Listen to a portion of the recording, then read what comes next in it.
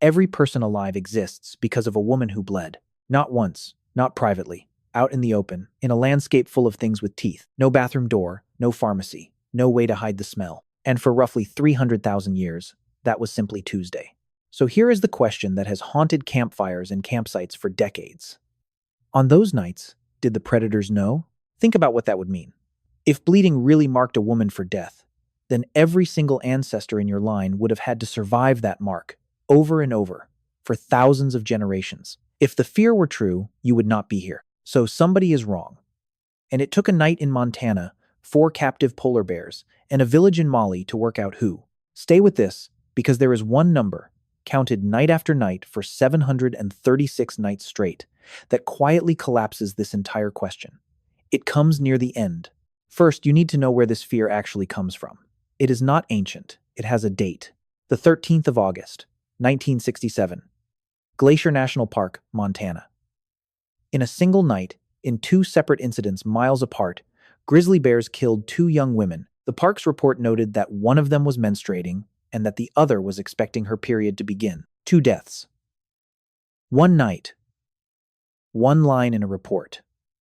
That is the whole origin of everything you have ever heard about blood and predators. And the reaction was immediate. The National Park Service and the Forest Service published a safety brochure called Grizzly, Grizzly, Grizzly. It advised women to stay out of bear country during their period. Not a suggestion in a magazine. Official guidance, printed by a government, telling half the population to leave the wilderness. But here is where it gets uncomfortable, because the science arrived later, and it did not say what anyone expected. In 1983, a biologist named Bruce Cushing, working out of the University of Montana, ran the test properly. In Churchill, Manitoba, 4 captive polar bears were presented with a series of odors: seal scent, other food scents, non-menstrual human blood, and used tampons. The bears reacted strongly to exactly 2 of them: seal and menstrual odor. Everything else, including ordinary human blood, they ignored. Then, Cushing repeated it in the open, laying the same samples out where wild polar bears roamed. Same result. The free-ranging bears found and ate the food scents and the used tampons. They walked past clean tampons and past non-menstrual human blood as if neither existed, which told him something precise. It is not the blood. Ordinary blood did nothing. Something else in the menstrual fluid was doing the work. Read that carefully, because it is the strongest evidence this fear has ever had. And even the man who found it refused to let it be twisted. Cushing warned directly against jumping from a smell test to an attack. His odor trials had no human being attached to the scent, and when actual women were brought near the bears did not close in, they avoided or escaped. That happened in 11 of 12 trials. So the one animal that provably tracks the smell walked away from the actual person carrying it. Hold on to that.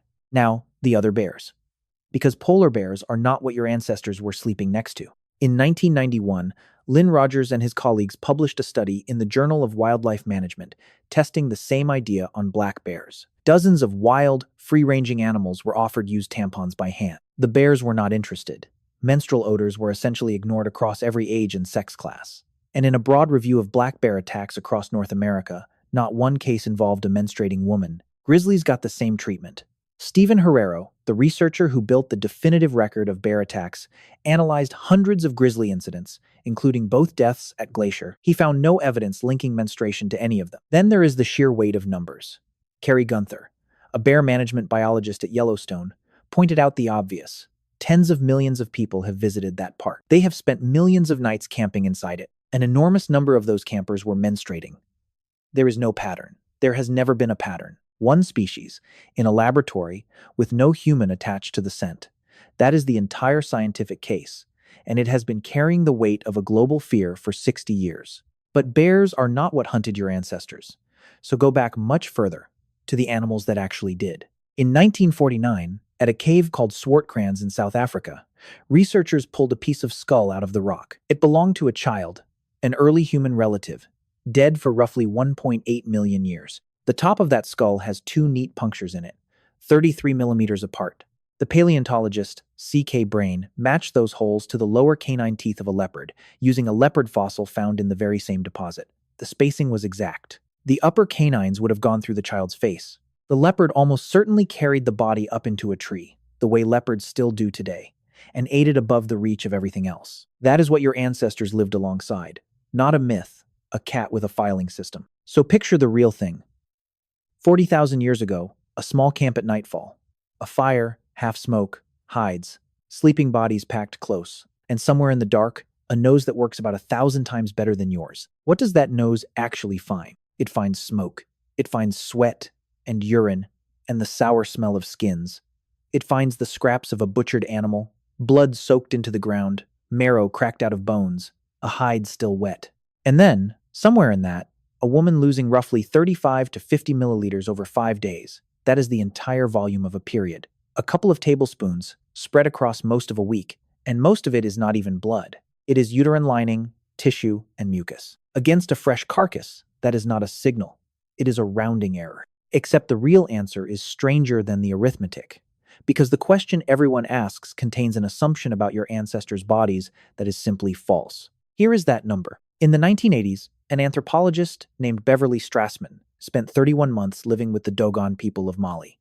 The Dogon use no contraception, and by tradition, women sleep in menstrual huts on the edge of the village while they are bleeding, which makes their cycles publicly visible. So Strassman counted every woman in those huts on each of 736 consecutive nights.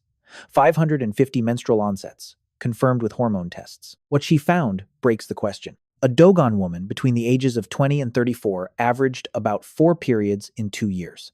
Not 4 a year, 4 in 2 years. Across an entire lifetime, roughly 100 periods. A woman in a modern industrial society has around 400. The reason is not mysterious. First period at about 16, 8 or 9 children, breastfeeding each of them for years. Michael Connor and Carol Worthman documented the mechanism in the journal Science in 1980. Among the Kung of the Kalahari, mothers nursed in short bursts, roughly 4 times an hour, day and night. That constant stimulation keeps the hormones that trigger ovulation switched off, meaning the body never restarts the cycle. Births came about 4 years apart, with no contraception at all. So go back to that camp in the dark and look at it properly. The woman sleeping there spent almost her entire fertile life either pregnant or nursing. Bleeding was not a monthly constant. It was rare, maybe 100 nights, scattered across 50 years.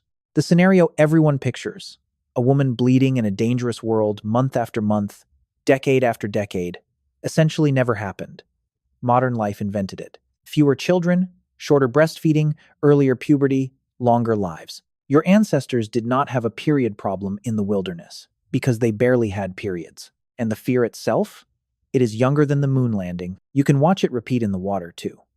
The International Shark Attack file, kept at the Florida Museum of Natural History, is blunt about it. A shark can detect menstrual blood the same way it detects urine or anything else in the water. There is no positive evidence it has ever been a factor in a bite. More than 80% of recorded shark bites in history happened to men. The blood loss involved is smaller than a scraped knee. But the story did real damage anyway. It printed itself onto brochures. It kept women out of bear country, off trails, out of field seasons, out of the water.